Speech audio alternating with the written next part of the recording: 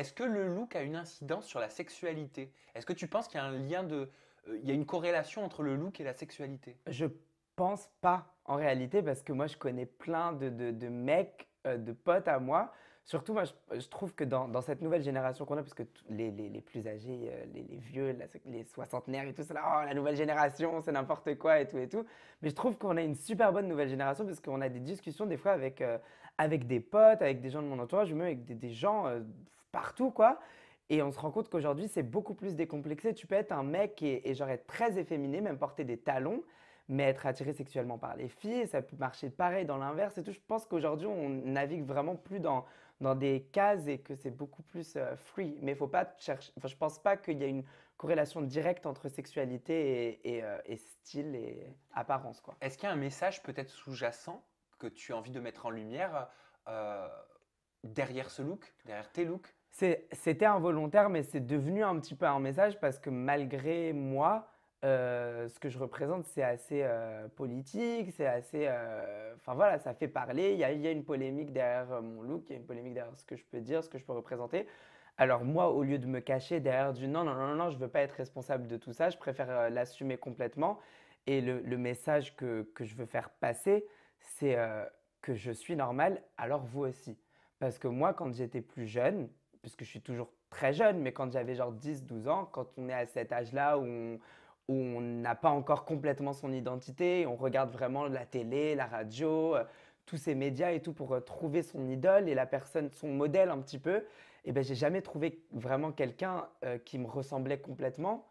J'ai eu du mal un petit peu à m'identifier avec des… Enfin, j'ai pas trouvé trop de mecs et tout qui étaient un petit peu comme moi. Et aujourd'hui, ce que je cherche à faire, c'est me dire genre, être moi-même, ça va peut-être aider des personnes à s'assumer plus ou même tout simplement à se dire genre ok, je suis pas un alien monstre trop bizarre, genre lui aussi il est comme ça donc ça veut dire que c'est normal. Je peux appartenir à ce truc quoi. Donc c'est un peu l'idée quoi. Tu as une communauté, parmi ta communauté, il y a énormément de personnes qui te soutiennent, forcément c'est ta communauté, Mhm. mais tu as des gens qui regardent aussi, comme je te le disais, tes vidéos, qui ne sont pas forcément abonnés, qui Non, vont ouais. pas comprendre, qui vont regarder plus avec un œil, tu sais, de curiosité, tu vois. Ouais. Ça, tu peux le comprendre?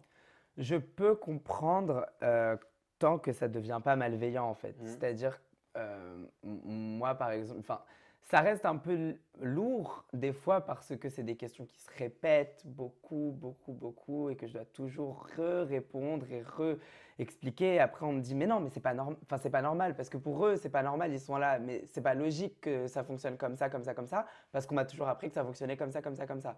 Alors moi, j'ai appris à avoir un peu plus de patience à pouvoir malgré tout véhiculer mon message avec n'importe quelle personne qui me regarde parce que c'est important que même ceux qui arrivent un petit peu avec un regard confus puissent finir avec un sourire et se dire genre bon ben en fait si ça va.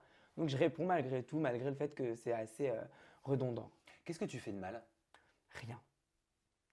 En réalité, c'est ça. Et c'est d'ailleurs très important pour moi. C'est un truc auquel je fais attention maintenant, plus que j'aurais pu le faire avant.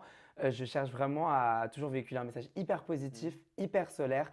Jamais être dans des trucs, dans des bad vibes, jamais parler de trucs entre guillemets trash et tout et tout. Pas que je sois contre, c'est juste que je veux pas donner raison aux personnes qui peuvent dire genre ah mais regardez, nanana, qui peuvent essayer de me titiller en cherchant des trucs mauvais que je peux faire. Moi, je cherche toujours à être vraiment très smiley, très dans le happy et tout et tout. Et c'est pour ça que j'arrive à ne pas leur donner raison parce qu'ils vont me dire, mais regardez-le, regardez-le. Et les gens, ils vont dire, ben quoi? Et ils n'ont pas grand-chose à me reprocher à part le fait que je porte des perruques et que je sois homosexuel. C'est le seul truc qu'on va Mais me alors pourquoi tu reprocher. déranges? Pourquoi tu déranges une certaine catégorie de personnes? Parce que je sors de la norme. C'est aussi simple que ça. C'est les gens qui ne sont…